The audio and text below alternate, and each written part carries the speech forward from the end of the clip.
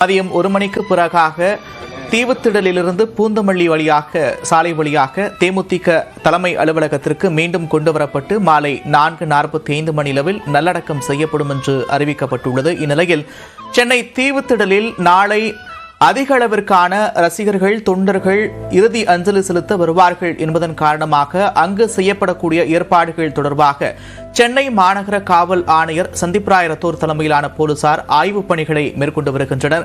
இது தொடர்பான விவரங்களை வழங்குவதற்காக செய்தியாளர் அசோக் இணைப்பில் இருக்கிறார். அசோக், விவரங்கள். நந்தா, அதாவது நாளை காலை பாத்தீங்கன்னா அண்ணா சாலையில் இருக்கக்கூடிய சென்னை தீவுத்திடலில் பாத்தீங்கன்னா இந்த கட்சி தொண்டர்கள், பொதுமக்கள், அஞ்சலி செலுத்துவது, பிரமுகர்கள், அதே மாதிரி திரை உலகம் அனைவரும் நாளைக்கு அஞ்சலி காலை 6 மணி முதல் உடலை வைப்பதால் அஞ்சலி செலுத்தும் விதமாக அவர்களுக்கு எந்த ஒரு சிக்கலும் இல்லாமல், பொதுமக்களுக்கு எந்த ஒரு பிரச்சனையும் இல்லாமல் தற்போது சென்னை ஆணையர் மற்றும் கூடுதல் இணை அனைத்து காவல்துறை சார்ந்த அதிகாரிகளும் அதேபோல சென்னை மாநகராட்சி ஆணையரும் தற்போது அதற்கான வரைவு படத்தை தற்போது மேற்கொண்டு வருகிறார், ஆய்வு செய்கின்றனர். ஒருபுறம் சென்னை மாநகராட்சி ஊழியர்கள் அந்த சாலையை பாதையை சரி செய்யும் பணியில் ஈடுபட்டு வராங்க. அதே மாதிரி காவலர் போக்குவரத்து எந்த நெரிசல் ஏற்படக்கூடாது என்பதற்காக எந்தெந்த வழியெல்லாம் காவல்துறை எங்கெல்லாம் பண்ணலாம்னு சொல்லிட்டு அந்த பாதுகாப்பு பணியில் ஈடுபட்டு வராங்க.